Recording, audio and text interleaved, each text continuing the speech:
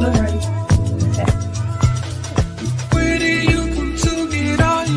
We do our photos of the week. Good afternoon and welcome to Let's Talk on WIN TV. I'm your host, Denise Rolark Barnes, and I am so glad you could join us today. I tell you, we are always trying to keep our show up to date and trying new technology. But, technology, as Jaman, our co-producer, said, is not always your friend.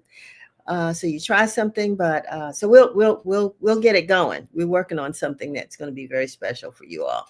But anyway, as we gather here on this beautiful Friday in the nation's capital, I want to take a moment to recognize this past April 22nd, the official observation of Earth Day, and this entire month, folks all over the world are doing their part to make steps to protect and preserve this planet on which we all live. You may have observed cleanups along the alleys, streets, highways, and in our national parks.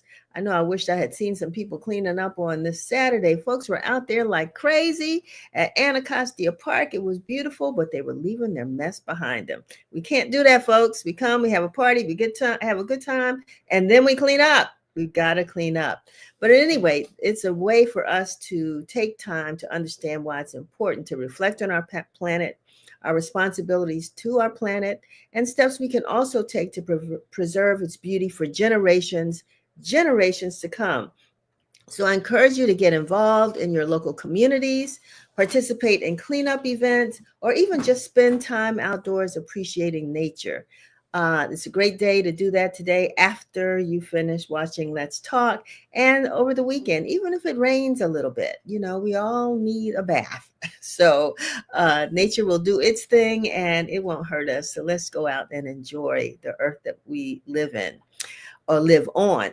I also want to extend our heartfelt condolences to Catholics everywhere following the passing of Pope Francis.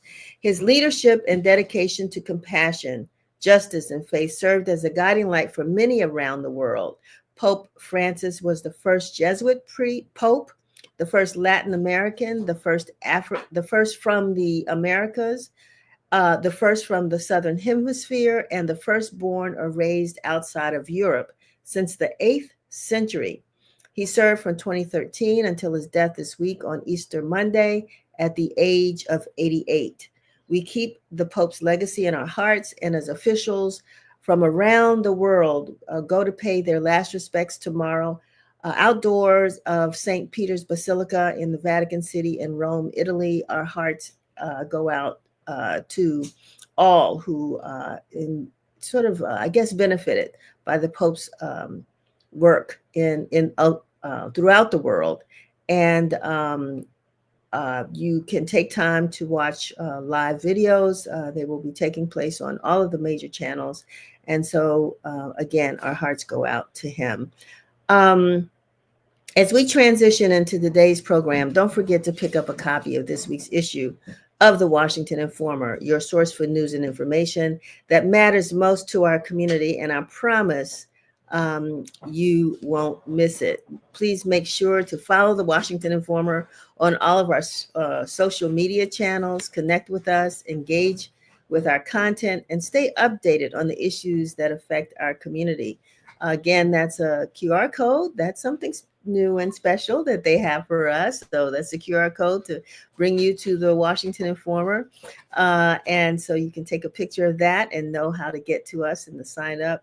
It's our place to make sure that we give you a voice and to let you know that your voice matters, and we want to hear from you.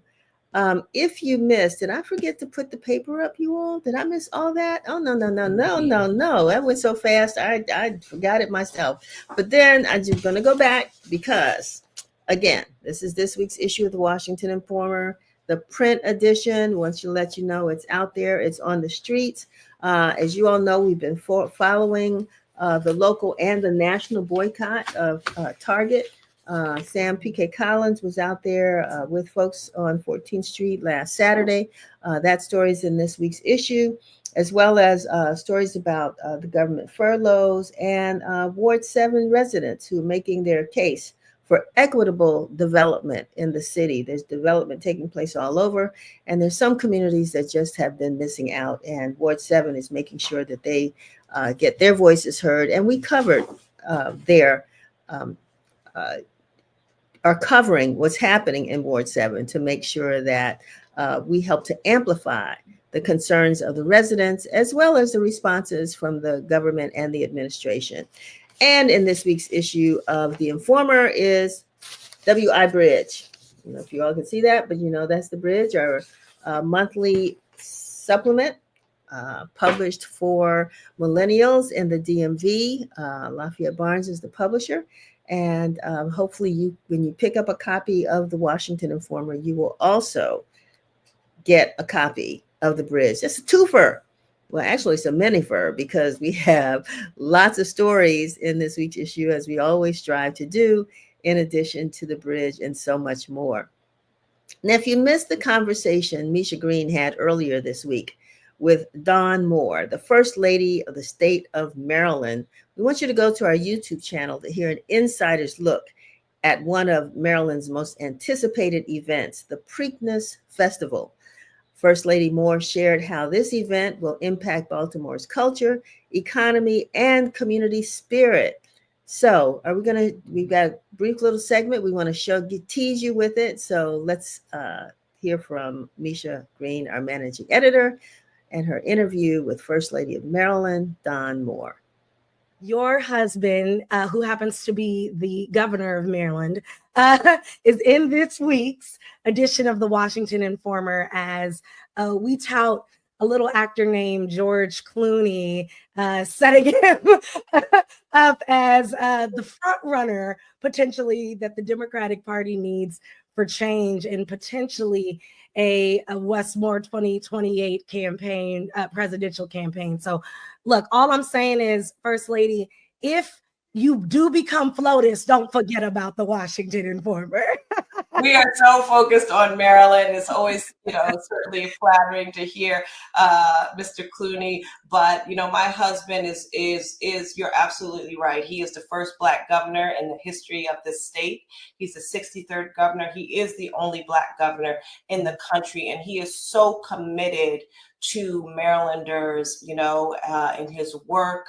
As you know, he has done so much progressive work around what our needs are here in Maryland. So I thank you for the compliment. All right, we're back. Well, there's so much more to that interview, and I hope that you all will get a chance to go to the YouTube channel. I wanted to save her response to that so that you would want to hear what the First Lady is saying. But yeah, I mean, I'm not talking about boots on the ground with regards to the dance and the flag, but boots on the ground are saying maybe for Westmore for 2028. We'll see what happens. But we know, according to his wife, that he is dedicated to the residents of Maryland.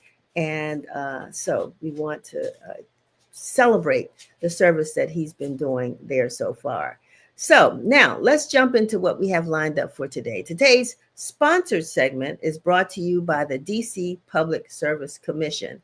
And Commission Chairman Emile C. Smith will shed light on some of the vital work the Commission is doing in it to enhance our community's experience and essential services. And then we'll have Jada Ingleton, our content manager here at the Washington Informer, who'll speak with Kathleen Rogers, the president of earthday.org.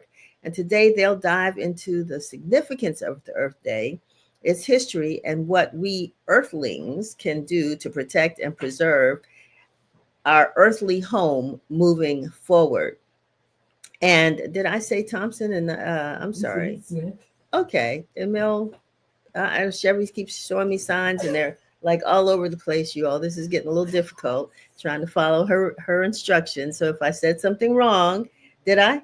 You did. Smith instead of Thompson. Did I say that? Oh, Emile, don't worry about it. When we get onto the show, you will make sure that I give you the right name. I'm not trying to marry you and change you into something else.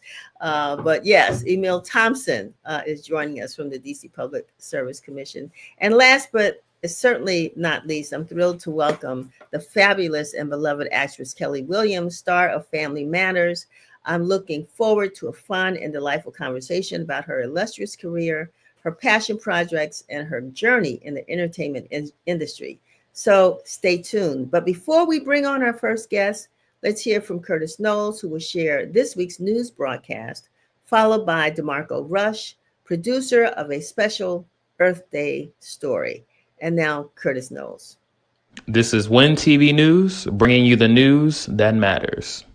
The Greater Washington Region Clean Cities Coalition launched the Maryland Biofuels Task Force to help the state achieve goals set by the Climate Solutions Now Act of 2022, which requires a 60% reduction in greenhouse gas emissions from 2006 levels by 2031 and net zero emissions by 2045. The initiative follows preliminary research on the potential benefits of higher biofuel blends for the state's economic and environmental security. Using these higher biofuel blends can reduce carbon emissions by 3 million metric tons yearly, which is equivalent to removing 800,000 vehicles from the roads.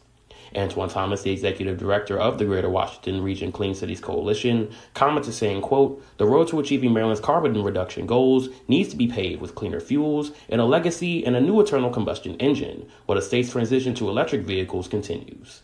The U.S. Department of Health and Human Services is calling on companies to phase out all petroleum-based dyes by the end of next year, which was announced Tuesday by Secretary Robert F. Kennedy Jr. The goal is to replace them with natural alternatives in the U.S. food supply, and the FDA will be accelerating the review and approval of some new natural color additives. The FDA's new measures include the revocation of 2 color additives, citrus red 2 and orange B, in the coming months, and a complete removal of 6 others, specifically red 40, yellow 5, yellow 6, blue 1, blue 2, and green 2. The FDA is taking several actions, including setting, quote, "a national standard and timeline for the food industry to transition from petroleum-based food dyes to natural alternatives." And the agency is also initiating a process to revoke authorization of synthetic food colorings, including those not in production, within the coming weeks. The District Wine Storage, a startup by 2 local entrepreneurs, has leased 8,000 square feet of lower-level space and will turn it into a subterranean wine storage facility for both wine lovers in the district and commercial clients like restaurants. Located at a building at 1919 Pennsylvania Avenue in Foggy Bottom, clients will have access to their climate-controlled wine lockers Monday through Friday during business hours and on Saturday by appointment. Memberships will be starting at 1 year, but prices have been yet to be published, and other services such as a white glove service, local deliveries, inventory management, and appraisals will start next year. The business is scheduled to open by fall of 2025.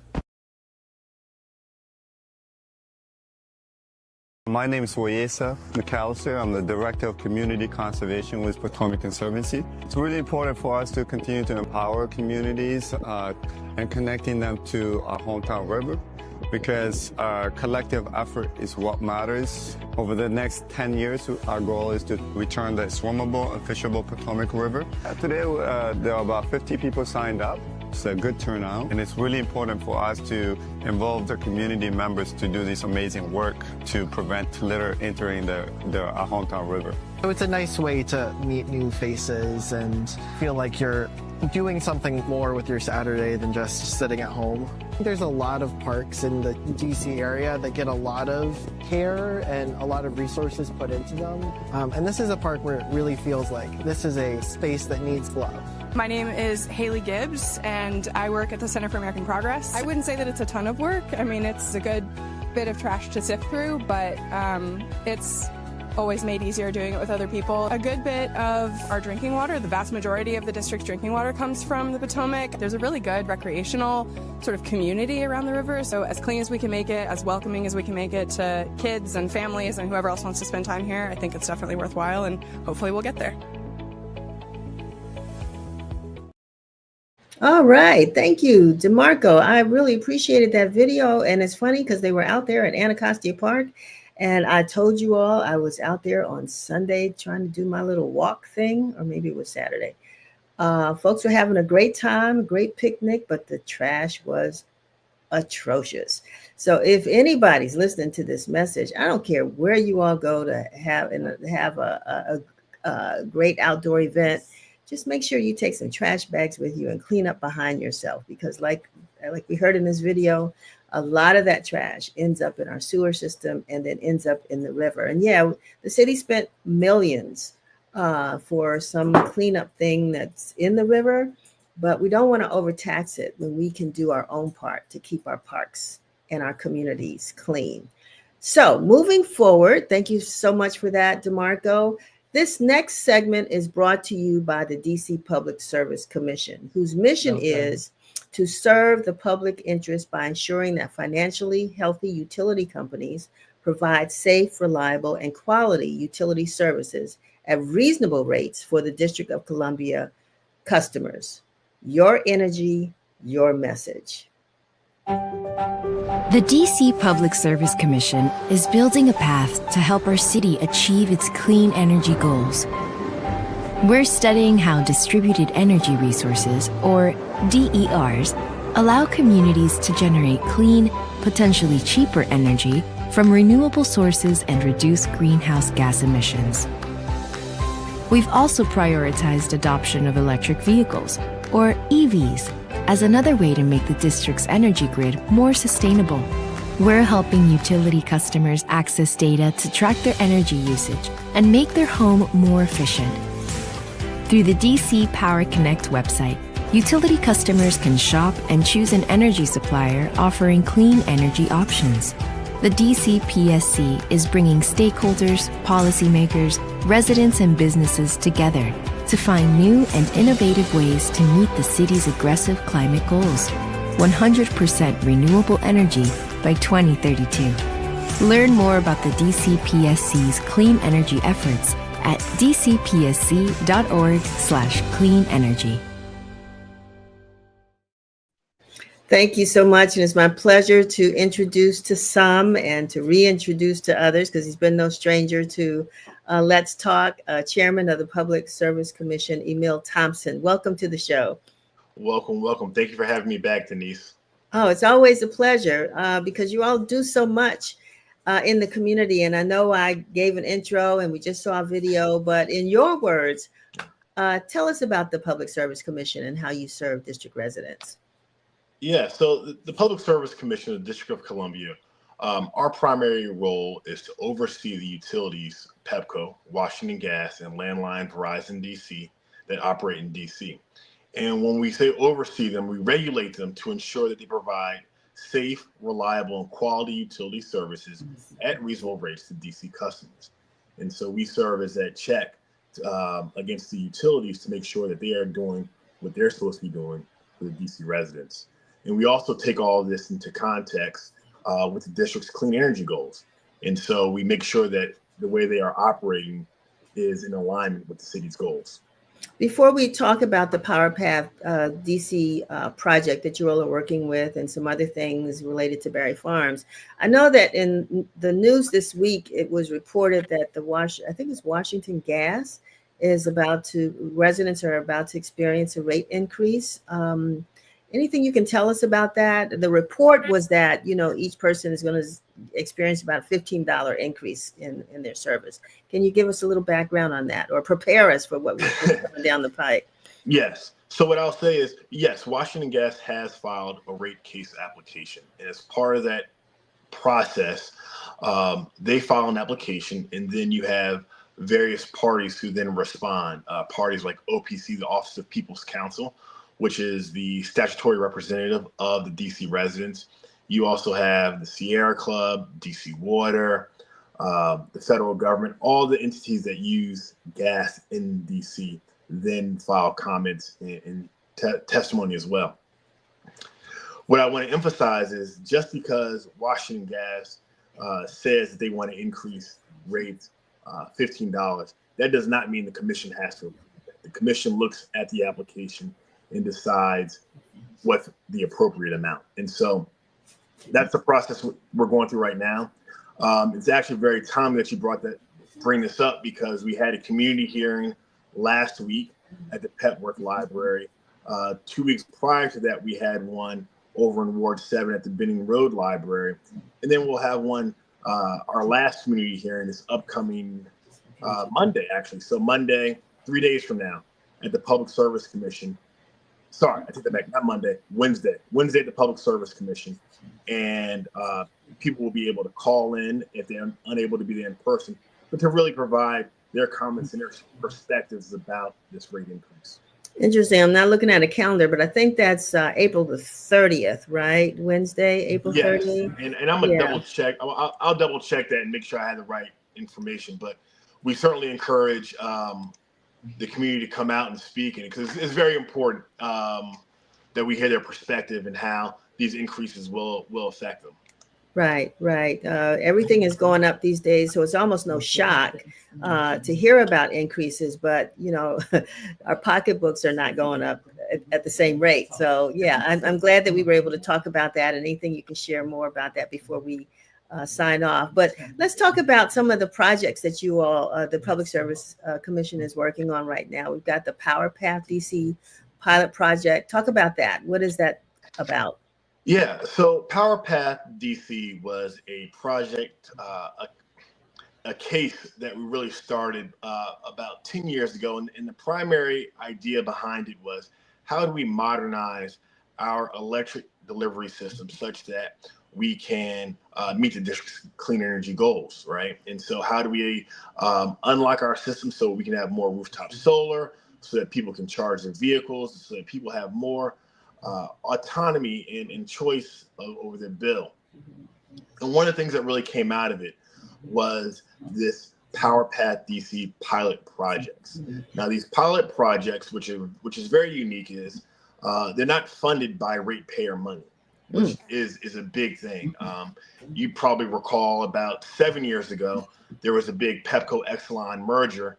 And as part of that, there was about $20 million that was set aside from Exelon to fund these pilot projects. And so once that money was set aside, we went down the path of trying to figure out what's the best use of this money to really enhance our grid infrastructure, empower residents, and again, support the district's transition to renewable energy.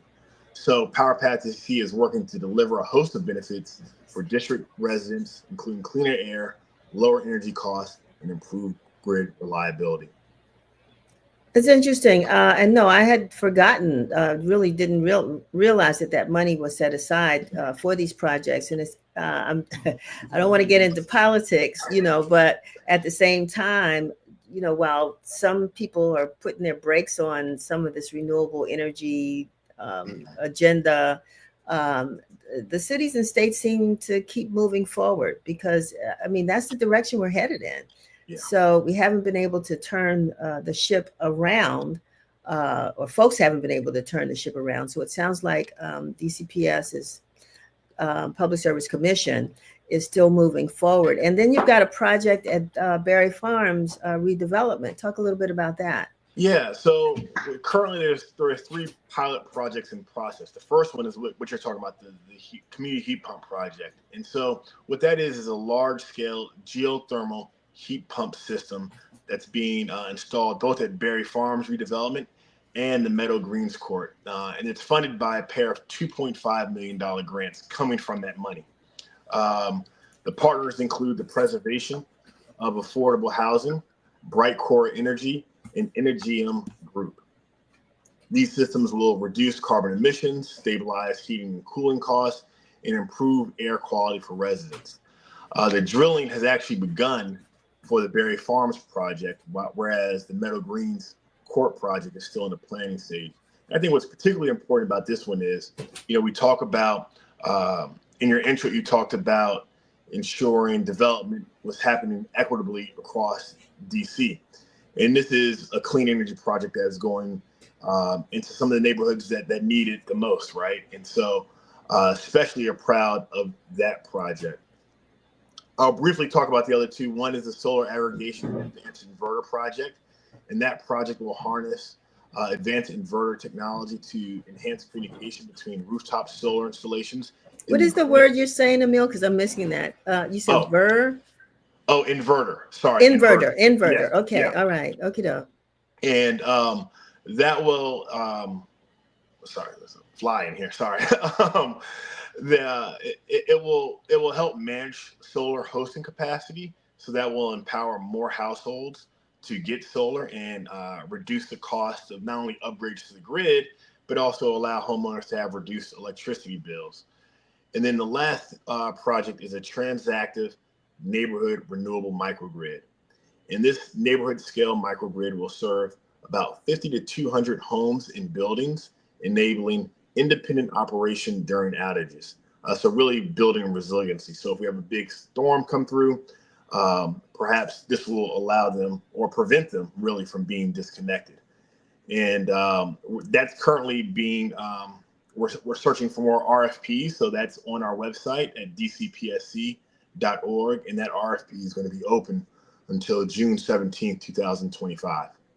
You know, DC, we always talk about, you know, the fact that we're a small city in size, even though we have a lot of people.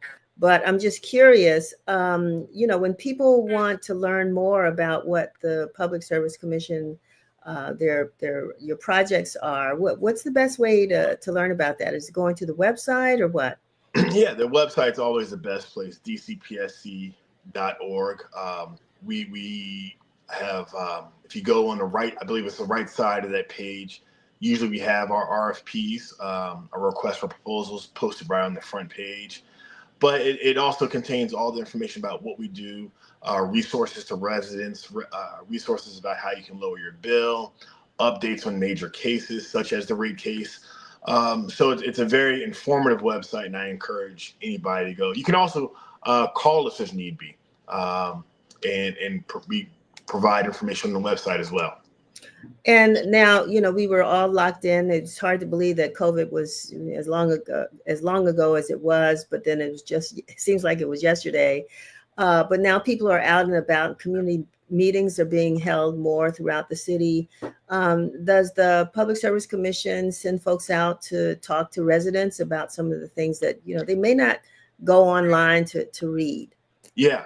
So let me say two things. One, I told you earlier that the next Washington Gas rate case hearing is on Wednesday. I apologize, I had it wrong. It's actually on Tuesday, so April 29th. April 29th at 6 p.m. in the commission hearing room right downtown at 1325 G Street. So we certainly have that. We also are very active at community events. Our Office of Consumer Affairs, they go to roughly about 50 community events a year, which equals out to almost about one a week. And so they're at the senior nights, they're at community centers. They do them in conjunctions with major events throughout the city. When the mayor has her New Year's Eve walk or the 5K for Women's History Month. So they are very active. They also talk about a lot of initiatives we push in terms of winter ready and summer ready DC. So they are certainly out in the community. Wonderful. Well, Emile Thompson, Chairman of the DC Public Service Commission, thank you so very much for being with us today, for sharing this information, for sponsoring this segment. I like your tagline, your energy, your voice. And so, again, thanks again for being with us here at the WIN TV at Let's Talk. Always a pleasure, and thank you for having me, Denise. Thank you. All right. Talk to you soon. Okay. All righty. Bye-bye. So now, Let's see.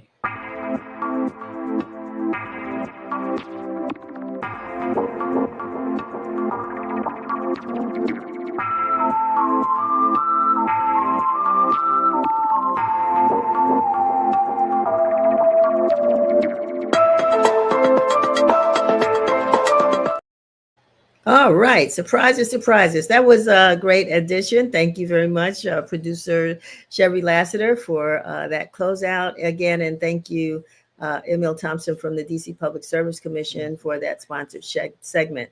We're now going to move on to our next guest and our next host, Jada Ingleton, who is the content manager for the Washington Informer, who will have I'm sure, an informative conversation with Kathleen Rogers, president of earthday.org. Welcome to Let's Talk, Jada. Hi, Ms. Denise. How are you? I'm good. I'm turning it over to you. Awesome. Thank you. And hello, everyone. Like Ms. Denise said, I am Jada Ingleton. I reduced in height by accident, but it's fine. But the point is that, like Ms. Denise said, we just celebrated Earth Day. It's a pivotal time for environmental justice, as always, year round. And one of the most main pivotal organizations that make sure of that is earthday.org. So we're very happy to have Kathleen Rogers with us, who does serve as the president of Earth Day. Kiss Kathleen, bitch.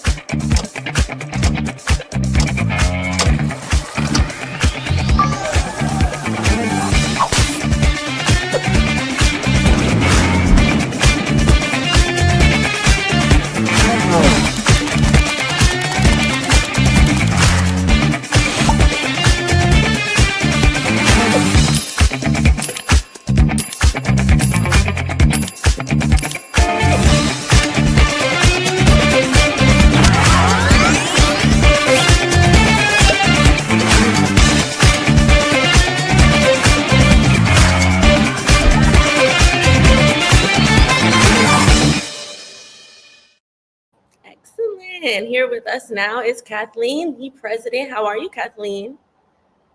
Oh, you're on mute. No worries at all. Technology, like we said. You're still muted from what I can tell.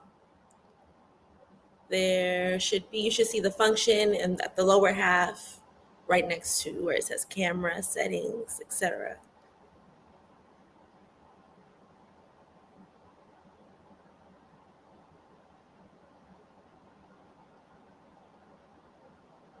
Do you see that drop down menu, Kathleen? Do you see where it says mute? Oh, it's not working. Oh no, okay.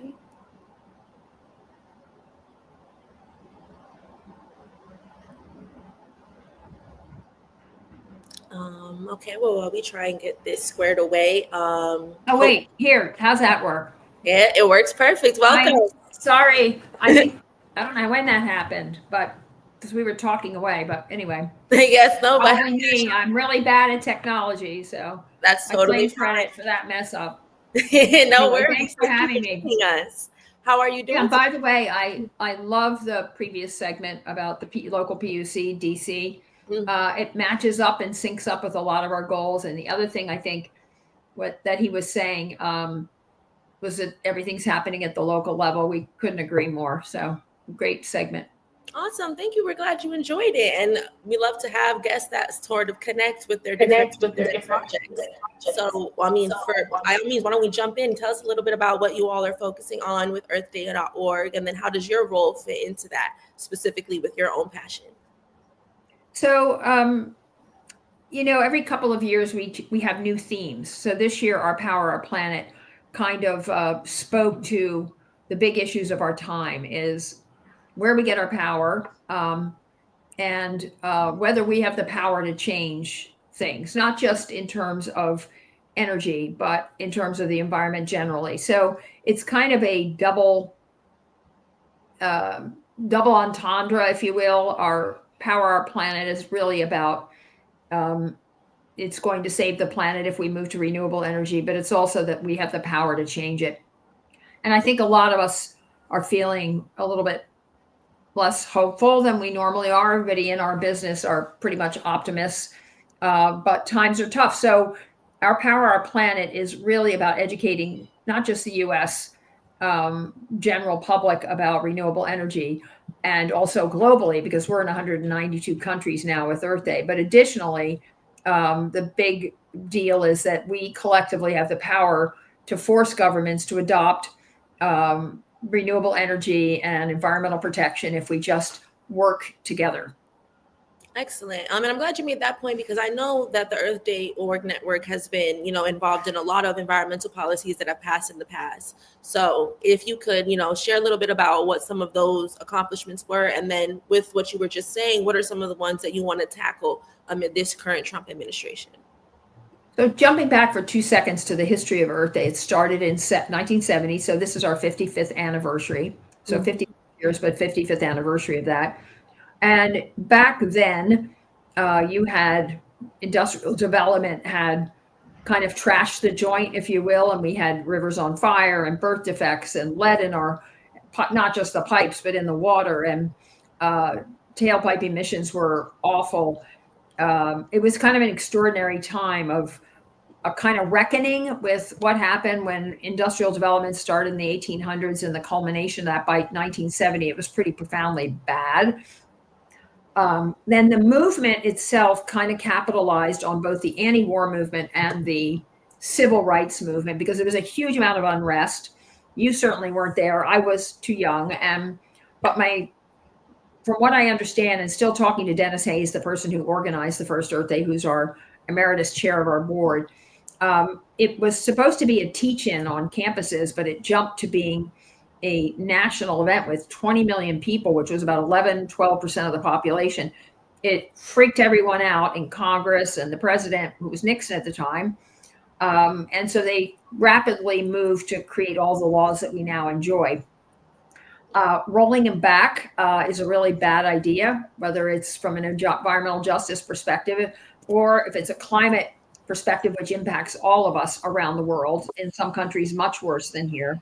But the long and short of it is Earth Day's history and where we're going is all about solving the world's biggest environmental problems, educating people, mobilizing them, and above all, diversifying our movement in terms of our demographics, in terms of people's opinions. So we try to work, we're the big tent. It's not always fun to be in that big tent with people who think radically different than you do on certain subjects.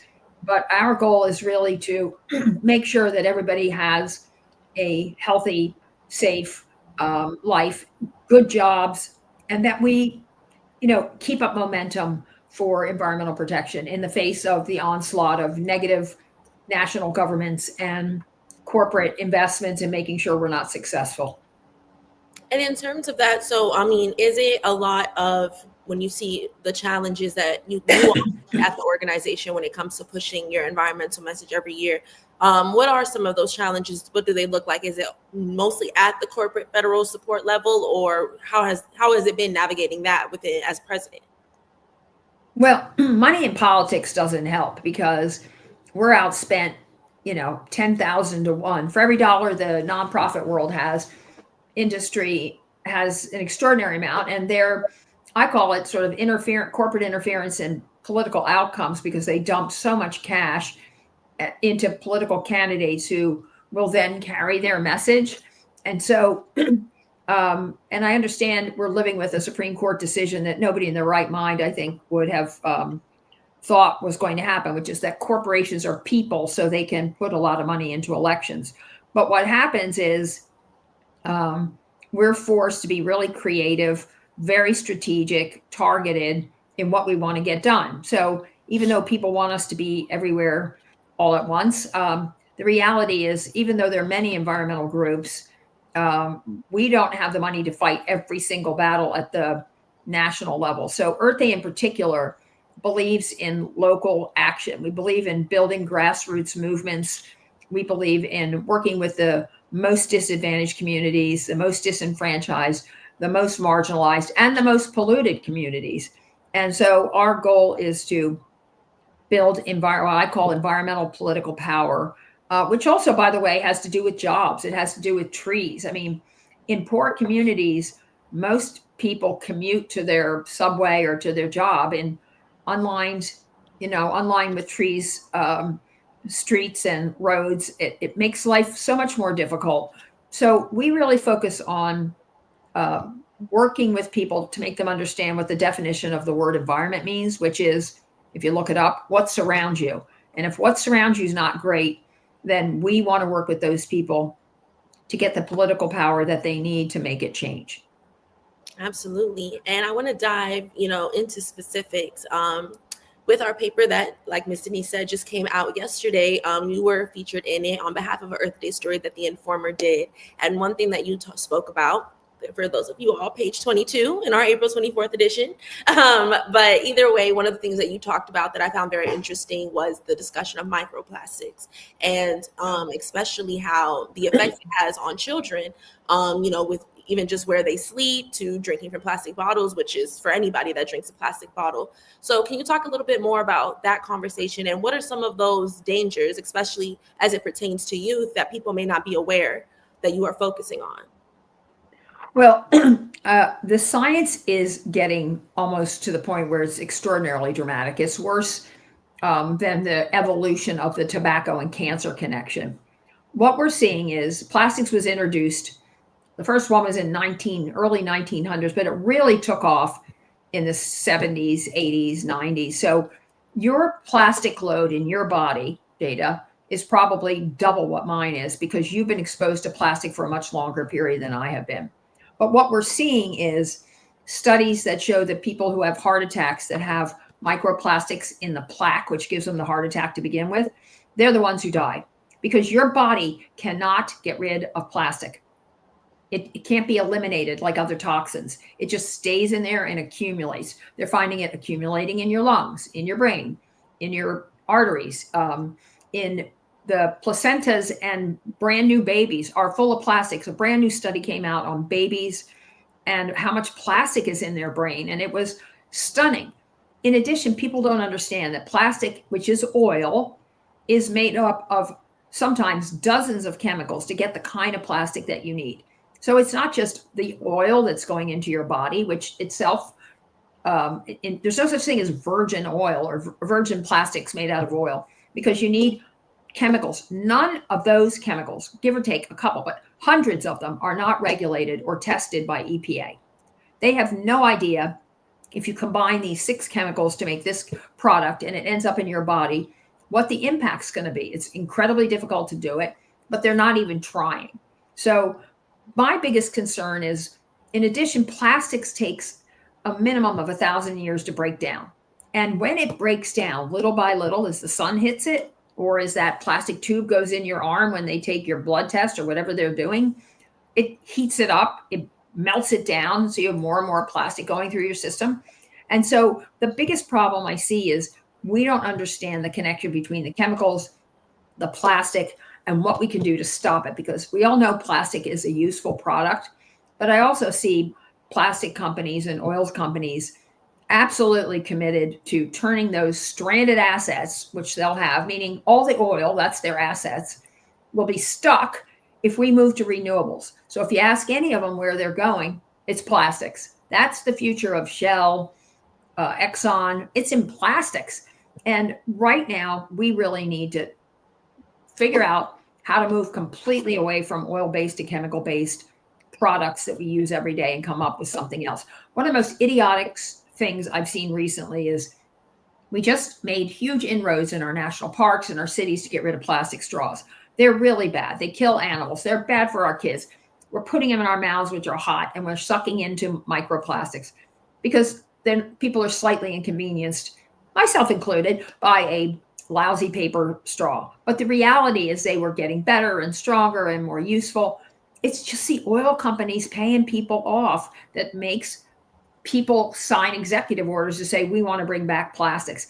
It's one big system of political donations and paybacks and legislation that undermines common sense. I don't care how rich you are, how poor you are. We're all invaded by plastics. None of us are safe. And so I think this is eventually going to be, it's already a major topic, but I think people are going to start really understanding the dangers of plastic, and that you can't, there are opportunities to move forward. You can make a lot of money finding a new product that gets rid of these things. Then we're going to have to deal with, 100 years of plastic production that has left all of our bodies and the Antarctic and the Arctic all completely full of plastics.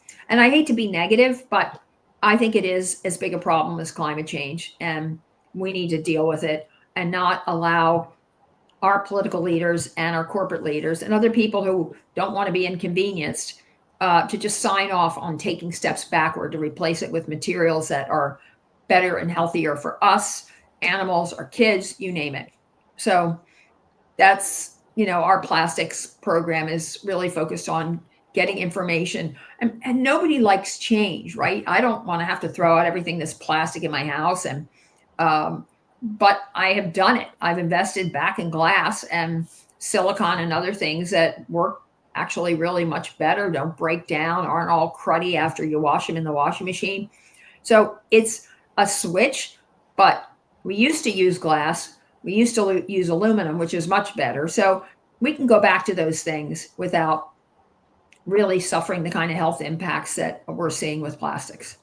Absolutely. And, for my last question, kind of a bit of a two-part to touch on a few things that you mentioned, just in the sense of, microplastics is as big of a conversation as climate change. So what are some of, different sectors of, the fight for environmental justice or sustainability that you think is overlooked or not, or overshadowed by others? And do you think it's sort of a domino effect approach and sort of, to get to a really truly safer, healthier planet? Is it tackling one at a time? Is it a little bit of everything in one? How do you see that kind of working out? First of all, there has to be an agreement. And let's just focus on the US, because the rest of the world, honestly, if you go to other countries, you can't believe how polluted they are compared to the US. But why do we still have an area of the United States called Cancer Alley, which is largely low income, primarily African American, full of chemical plants that they know are giving extraordinarily high rates of cancer to children, adolescents, adults. Why do we still have a place in the United States called Cancer Alley? And what's it going to take to make sure that everybody in the United States that has the right to, theoretically anyway, free speech, freedom of movement, freedom of, to educate ourselves, why don't we have a freedom from pollution? And I don't understand that at all, why we would turn away from those communities right when we're starting to get things done and say that's not important anymore, that it somehow, can be put on the back burner. And it's not just Cancer Alley. You go to poor communities in Appalachia or wherever you're moving around this country and you see the same thing. Sites that are completely contaminated and polluted, and they're in a long line to get federal or state funding to clean them up. And they're not getting it. They're not getting it fast enough. So the long story short is, I think we need to put a very broad definition of environmental justice at the forefront of our movement, because it's just, besides not being fair, in my view, it's against all the principles that we are supposed to live for and believe in the United States, that we're all entitled to an equal opportunity. And we aren't if we grow up in places that are really bad. My husband did. He grew up in a place with oil fields in his backyard. They all had to leave because it was seeping out. People all over the country are experiencing this. It's just not okay, in my view. And I hate anybody stepping back from that principle that the environmental community has largely adopted and is focused on. So, and we're a big, much more diverse movement than when I started at Earth Day and started in the environmental community, which is probably the best thing that's happened in terms of my own personal success, is watching the diversity of people that are working on it, running the community, litigating the issues, raising the money in the communities. It's a very different landscape than it was 25 years ago. And that is probably the positive note I'd really like to leave on, because it's without that diversity, without us all working together, we're just not going to solve the problems. Excellent. Thank you so much, Kathleen. And thank you for leaving on that positive note. I encourage all of our viewers to please go read more of not just Kathleen's, but other environmental leaders' thoughts in both our Earth Day supplement, Our Power, Our Planet, which came out last week, and of course, in the article that features Kathleen that just came out in our weekly edition yesterday. So thank you for being here with us, Kathleen. Thank you for everything that Thanks, Jada. I love your program. It's really good. Awesome. We appreciate. Thank you. Please feel free to come back anytime. We'd love to keep anytime. Okay. Awesome. Thank you. Okay. Bye-bye. Bye. Taking it back to Miss Denise. I hope you guys picked up on a few things that you can be doing to make our planet better, and of course are encouraged to learn more. But until then, Miss Denise, take it away. Thanks a lot, Jada. I certainly did enjoy that interview. And this, just as an aside, I don't know if folks have had a chance to make it over to H Street at the Atlas, where I'm trying to think of the name of the theater now. I'm drawing a blank, but there's a play there, Colored Water. I'm not sure if it's still there, Colored Water. And it's about the water crisis in Flint, Michigan. If you haven't had a chance to go check it out, I would advise you to do so right away before it goes. It's not one of those, laugh at, have fun, joke, whatever. It's a serious play about a family in a community in Flint, Michigan. And the stories are pretty accurate. So this is no laughing matter. That's why we are involved in making sure that we help to keep our readers and our viewers informed about matters of the earth. And speaking of matters, I am so excited now. And this is going to be a hopefully fun and entertaining conversation. I'm so excited to have Kellie Williams, most fondly known as Laura Winslow from Family Matters, joining me as our next guest. But let's take a look back.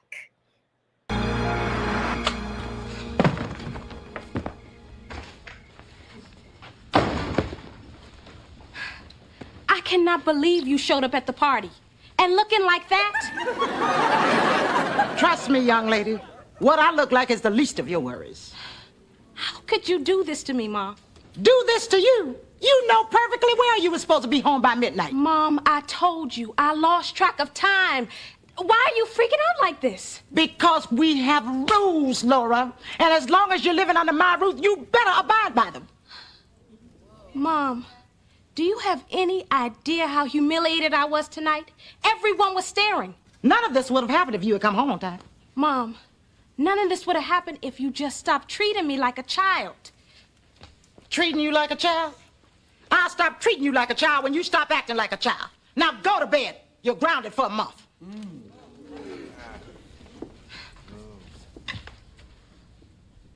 I'll never forgive you for this, Mom. Never.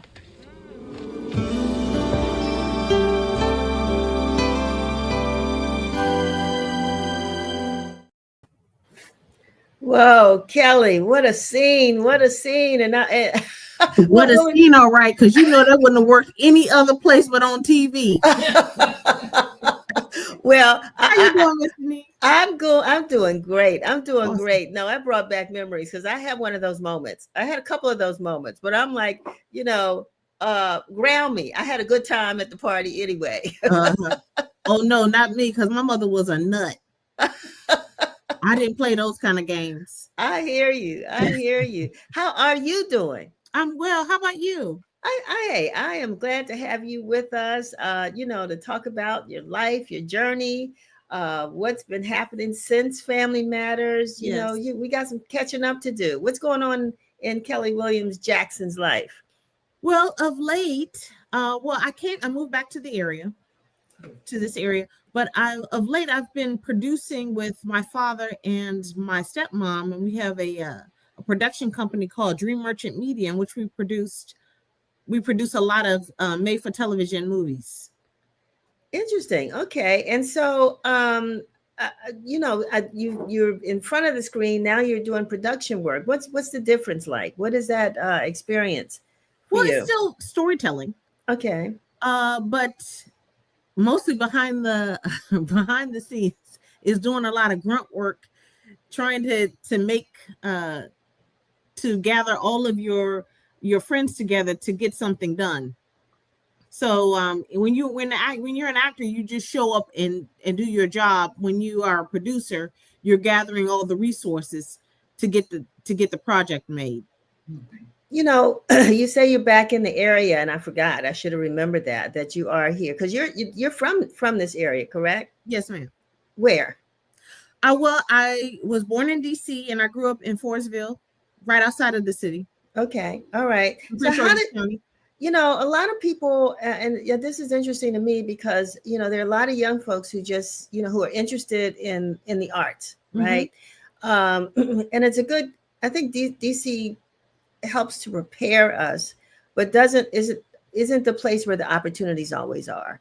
What do you have to say about that? I don't think so. Okay. I think that there are, obviously, there's so many performers who've come from here, Dave Chappelle, Martin, all of these performers that are from here. I think that there's a small community of people who just enjoy this work. And once you get out there and start putting your work out there, I think that you usually attract people of like minds.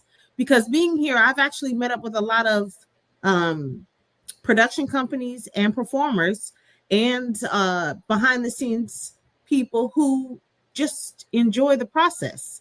And they love working on film and television programs, love telling our stories, love doing the whole thing from soup to nuts. So, I think it's here. You just have to find the people. All right, because every time I turn around, I hear somebody, I'm going to New York, or I'm going to LA, I'm going to Atlanta. And well, that's why I kind of moved back here, because I wanted to connect with other like minds. People, you don't have to go there anymore. Specifically, with the advent of the internet, all you need is an iPhone and some friends. Right. You know what I mean? So the productions, the work that you all are doing, what sort of the topic areas? What are you most interested in? Well, it's usually, because family is my brand, it's usually things surrounded around family scenarios, mostly Christmas movies right now. That seems to be our sweet spot at the moment. But things that tell a story of families. we're a family and we enjoy working together, and we like to tell stories about families. So you've done a couple of Christian movies. Talk about what those have been. It's not. I assume that we can go. We can go. Movies. Yeah, we can go watch them now, right? Correct. It's a Family Matters Christmas and Christmas in Xander Point are on all the streaming platforms. Right. Okay. All so right. Those are the two films that I've done most recently. I was also participated with Mega Mind Entertainment, who's also she's a fantastic producer, Tressa, who is a local producer who's producing films left and right. She's doing a lot of great work. And she produced the BMF movie here, directed by Vivica Fox. So we're inviting people here. We're working with people here. We're connecting. It's a strong community. That's interesting. I'm glad to hear that. So when you're in the process of producing folks, how do you solicit the support? I mean, actors and where do you find those folks?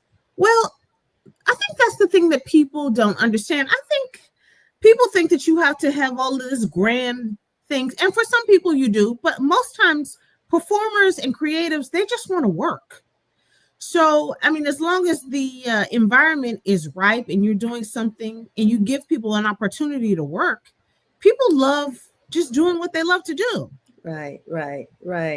And, also, given, that you were, your nomination at the International Christian Film and Music Festival, let's talk about faith and how does faith influence, the work that you do and the work that you produce? How do you write that in there? Well, if you're a person of faith, that's all I have really. Do you know what I mean? So obviously I wanted to highlight that in the work that I produce as well. And so just gathering people of like minds who are also believers who want to produce family content and stories that reflect their belief system and their values. Because I think that's really my goal now, is to really socialize people into a certain value system that I grew up with, that I wrote a book with my best friends, and that's what we really wanted to tell a story about our upbringing, because we so value living here in the 80s and there was a Howard University Children's Theater with Kelsey E. Colley and Melvin Andrews. I remember. And they had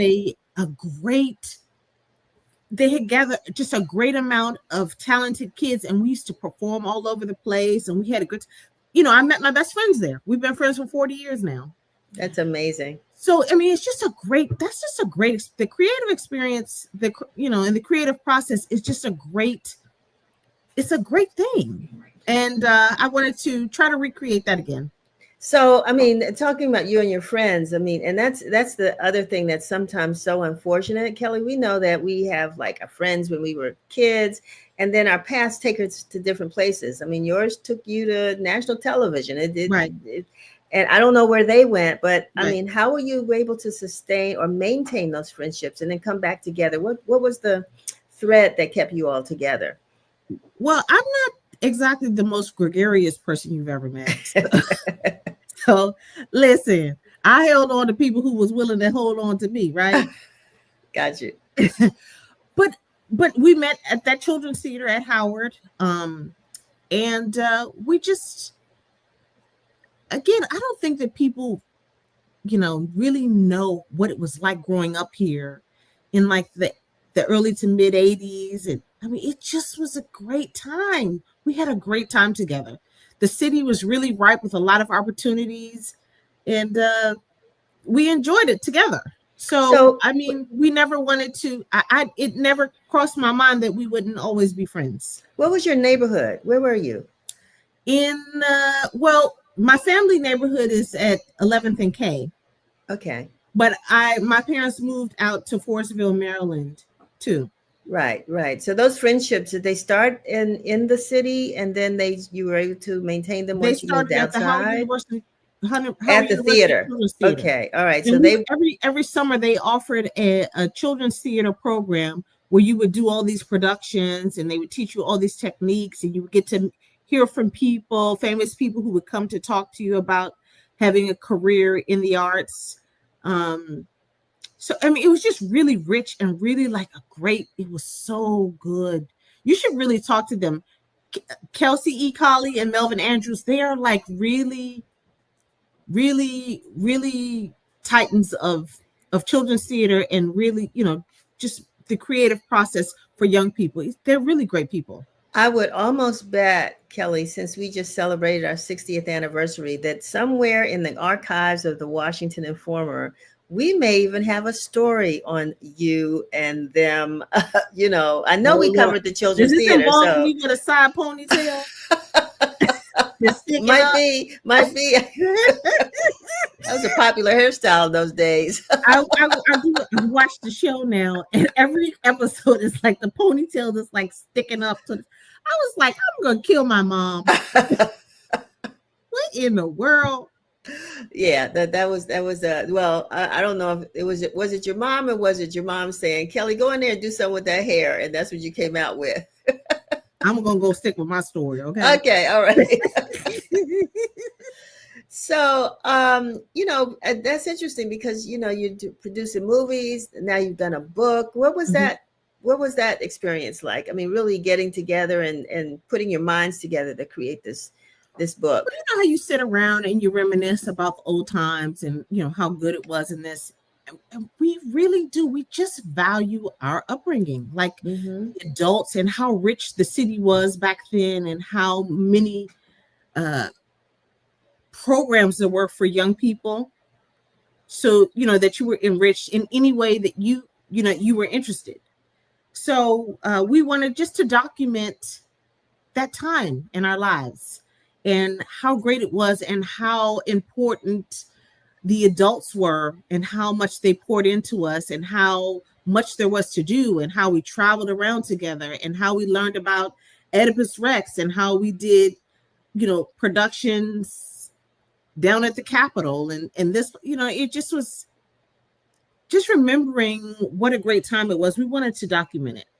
I'm glad you are sharing that with us because many people think back, especially in DC, about the 80s, and they're comparing it to sort of crack epidemic and all that kinds of stuff that was going on in the city.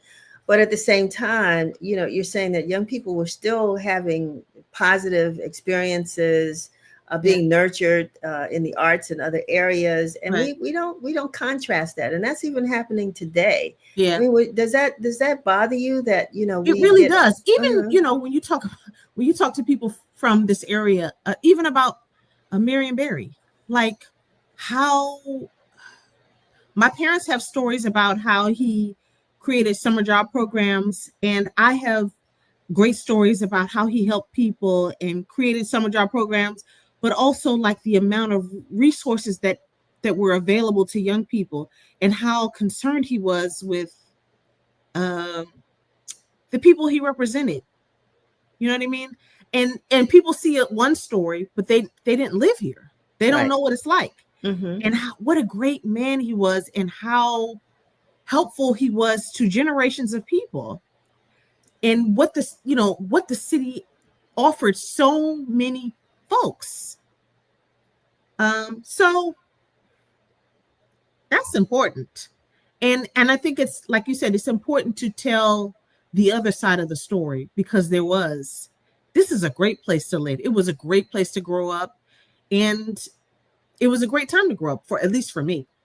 I also acknowledge, and we talk a lot about that on the show, that even today, there are a lot of opportunities for young people. We spend a lot of time talking about what's not available, but with so many nonprofits, of course, they're struggling right now, but with so many nonprofits and Department of Recreation and other programs inside and outside of the city, but getting young people engaged and involved, what would you tell if you had a megaphone, right? And could just ride through the neighborhoods and talk to young folks? What would you tell them today? Well, that we as adults, we need to be there. We need to pour back into the young people that are here. I just remember there being so many responsible adults everywhere willing and ready to pour into us, ready to give. You know, I used to go on auditions. Like my parents, if they didn't have something, then they could call somebody else. They give you 2 rolls of quarters, or you know what I mean? Like it was really, it just was so rich. Yeah. And so like such a fertile place for people to grow up in. You know what I'm saying? Yeah, and I guess also because of so we just have to be more responsible, right? So in the same way. How could anybody actually that's hearing this conversation that says, "Oh, I'd love to hook up with Kellie, see if I could be in one of her movies"? What would you tell them? Absolutely, contact me on all social media as Kellie S. Williams or Kellie Shaneen Williams. And we're always looking for people. We love working in our community, and we love working with people who are of like minds and who want to create great stories about life and our experience and our values. And I love this flyer. It's beautiful for people who may not have professional acting training. Yes. What are there still opportunities for them? Absolutely. Mm-hmm. Absolutely. And for some people, they want to be a part of the creative process, but they don't want to be in front of the camera. You can be a makeup artist. You can be, you can be behind the scenes. There's so many things to do. You may be a great cook, so good for craft services. Or, there's so many pieces to the puzzle that goes along with it. We could use you somewhere. Wonderful. So what's next? You got any projects in the oven right now? Well, just recently, Christmas in Xander Point was released on several streaming platforms, and the book is now out. So we're just pushing that. That's it. That's good. I mean, that's keeping you busy, and being a mom. How many kids do you have? 2 kids. How old, if you don't mind me asking? Oh, no, 14 and 12. Oh yeah, you're right in the thick of it. Oh God! And guess what? I'm in the thick of it, and I'm old. Yeah, I'm telling all young girls, don't wait till you're an old lady to be having these kids, and you still running around 50 years old trying to keep up with soccer practice and all this kind of foolishness. Yeah, Sherry saying they keep you young, which I don't know about that. I don't either, really. But I'm waiting for that scene to happen in your house, the one we just saw you in. It's coming. Right. But I guess before we close out, I just want to know, kind of what keeps you lifted, what keeps you inspired, and sort of feeds your creative juices. What is it that Kellie is like makes her tick? Well, God, obviously. Yeah. And my kids. Okay. You know what I mean? They need to be able to grow up in a world like I did, where they're, the ground is fertile and, it's really rich with opportunities and people who support them and who give them their time and attention, just like I had, I think. Yeah.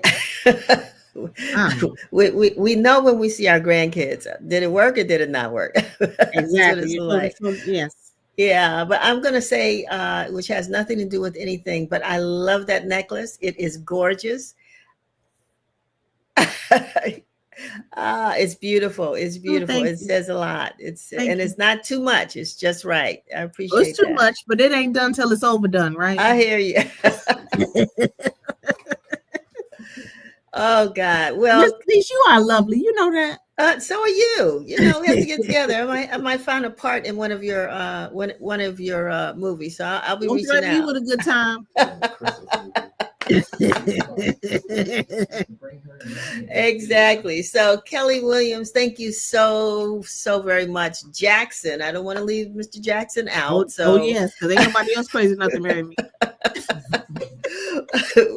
Tell him we said hi. Tell him God bless. Tell him take care of you and the girl and the kids, because it's a girl and a boy. Girl and boy. All right. Yeah. All right. So again, thank you so very much for spending some time with us. As you start doing a new project or something, don't forget us here at Let's Talk. We want to talk about it. Oh, I hope you didn't. You didn't know? By offering this interview, we BFFs. All right. And the book is coming out soon. Absolutely. All right. Kellie, take care. Have a wonderful Thank you. weekend. All righty. Okay. Bye-bye. Oh, that was great. That was great. We needed that after we're talking about, the earth and all the bills and all the other things that we have to deal with. It's nice to end on a great note with someone who's, the arts and theater do a lot, I think, to feed our spirit. So I'm so glad that we ended with that conversation. And I want to thank you all for joining us today on this week's episode of Let's Talk. It's been an engaging show filled with insightful conversations. And like I said, I want to give a special thanks to Emile Thompson, Kathleen Rogers, and Kellie Williams Thompson. As we wrap, Kellie Williams Jackson. Sorry, Mr. Jackson. That's a song, isn't it? Sorry, Miss Jackson. Well, I'm sorry, Mr. Jackson. But anyway, Kellie Williams Jackson. And as we wrap up, I want to wish everyone a wonderful weekend. Take a moment to relax and enjoy some time with loved ones and recharge for the week ahead. And don't forget, next week, we're going to kick off Older Americans Month with our returning guest, Katie Fuller. We're going to explore how older adults are rewriting the rules when it comes to money, legacy, and independence. It's a conversation you and I don't want to miss. And finally, we're adding something new. We want you to stay tuned as we close out today's episode with a fantastic photo gallery capturing moments of the week, showcasing some of the best from our Washington Informer photography staff. And I just hot off the pad. We're also going to have Aisha Brayboy on with us next week. So looking forward to talking to her as well. So with that, I say farewell, but take a look at our photo gallery of the best moments from the past week. So long.